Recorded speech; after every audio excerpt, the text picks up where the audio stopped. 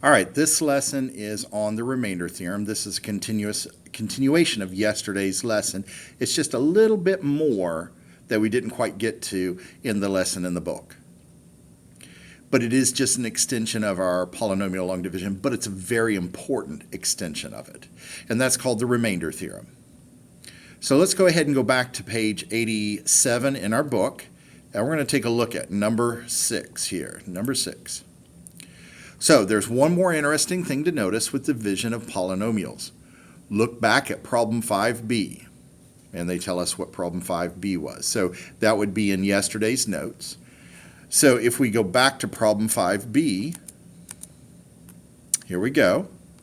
We see that when we worked it out, we got a remainder of 1, which tells us that x minus 2 is not a factor of the dividend x cubed minus 4x squared plus 2x plus 5.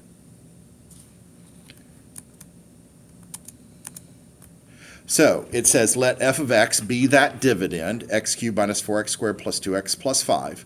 Now it wants us to find f at 2. So in other words, if x was equal to 2, what would that function be equal to? And they want us to compare it to the remainder that we found when we divided f of x by x minus 2. So in other words, in number 5b. And what do you see? So let's evaluate the function. So I'm going to take this. I'm going to say f at 2 is equal to, and everywhere I see an x in that dividend or in the function, I'm going to put in a 2. So I've got 2 cubed minus 4 times 2 squared plus 2 times 2 plus 5. Now you can take all of that, put it into your calculator, and you should see that it is equal to 1. Should see that it's equal to 1. So we see that f of 2 is equal to 1. Well, the remainder, when I divided f of x by x minus 2 yesterday in 5b, was also 1. So here, the value of f at 2 is the same as the remainder of f of x divided by x minus 2. Okay, interesting. Let's see if they've got another one. Number 7. Let's try it with this one. Let f of x equal x cubed plus 5x squared minus 3x plus 4. Find f at negative 3 and compare it to the remainder of f of x divided by x plus 3. So it looks like first what we're going to have to do is we're going to have to divide this thing. So let's go ahead and do that. All right, we're going to divide this. You'll get to look at the wall for a moment while I write it. So we're going to divide this thing. So it's saying I want to divide it by x plus 3.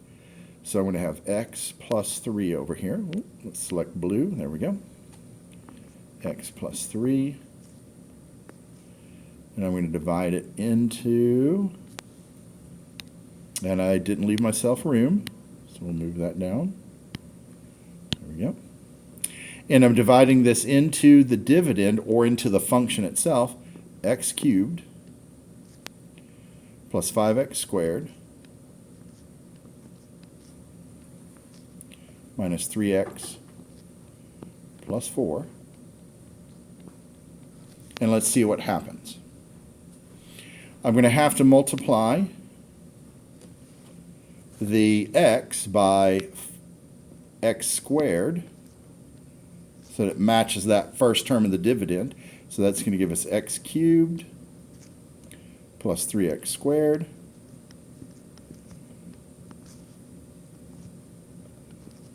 and I'm going to subtract. The x cubes are going to be gone. 5x squared minus 3x squared will leave us with a 2x squared, and the minus 3x comes down.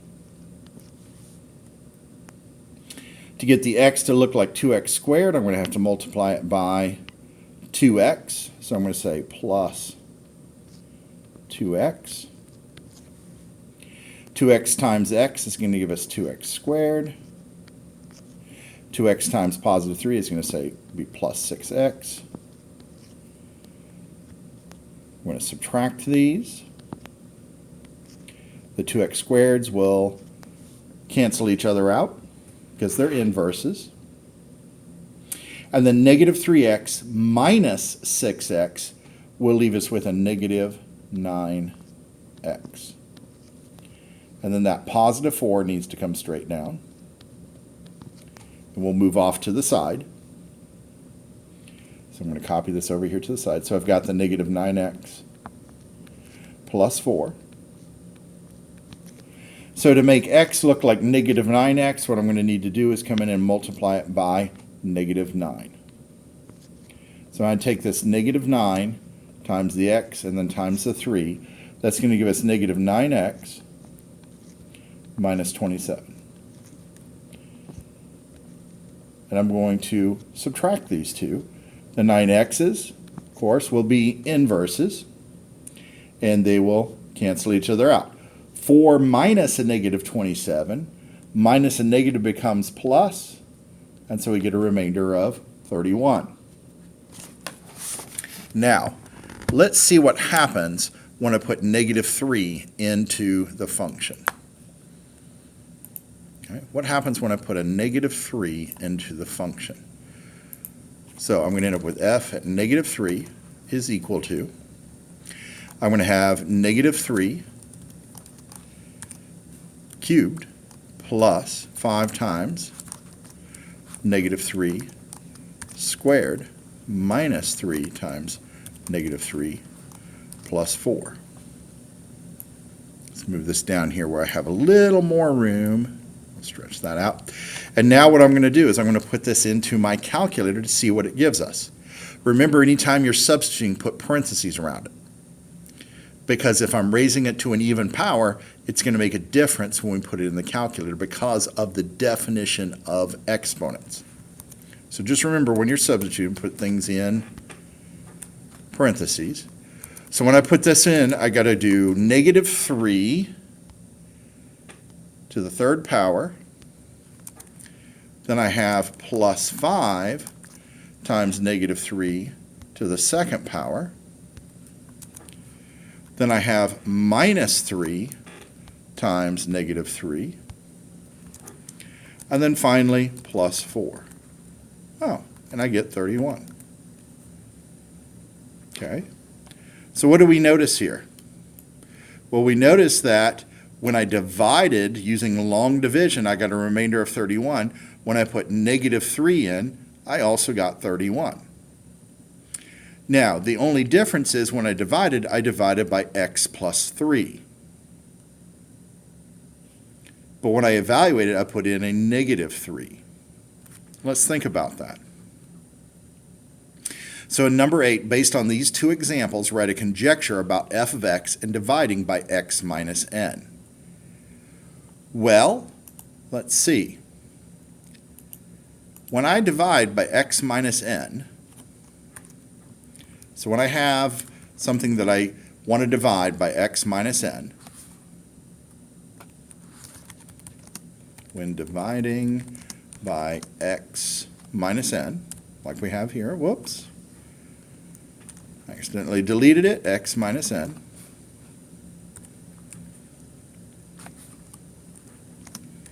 the value that we will place into the function f of x is the opposite of the minus n.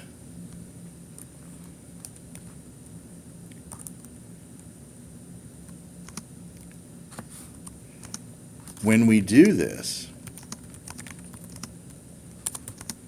the value of f minus n, f at minus n, will be equal to the remainder of f of x divided by x minus n. All right, so let's go over what I'm saying here. So if we're given x minus n, right? If we're given x minus n, then what this is telling me is if I see a minus here, what I'm saying is we need to use a plus. We need to use the opposite of what we see. If I see a plus here, n's value is actually negative. All right, n's value is actually negative. So in reality, this could just be n, and so could this. Because we know when we see x and something in parentheses with another number, we should always take the opposite of it. All right? So we're going to say the value that we will place into the function is the opposite of what we see. So I'm going to say opposite of what we see. Let's make this a little more grammatically correct. Opposite of what we see. There we are. When we do this, the value of f at n will equal the remainder of f of x divided by x minus n. Now you may be thinking, okay, so what? Let me ask you this. Is it going to be faster to do my long division to see if something is a factor, like in this case x plus 3? Or would it be faster to evaluate the function at negative 3? They both give us the same remainder. Okay, it always gives us the same remainder. So if I can take the actual value of n, in this case, we were asked to divide by x plus 3.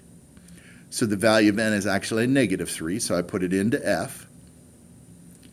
And I get that 31, I can substitute in, put it in a calculator or into Desmos, I get this number. If it's not 0, the divisor they're asking about is not a factor. I don't need to do the long division. I can use the remainder theorem, and this is exactly what the remainder theorem is telling us. If I plug this in and this ends up being 0, then that factor, or that divisor, is a factor of the dividend. All right? And that's it. We'll talk more about this on Tuesday when I return, or Wednesday if it's first block, because I'm giving the pre-ACT on Tuesday. Until then, make sure you do the rest of the first 7 skills in the Delta Math, and you should be at something like 43 or 44%, I believe. And I'll see you next week.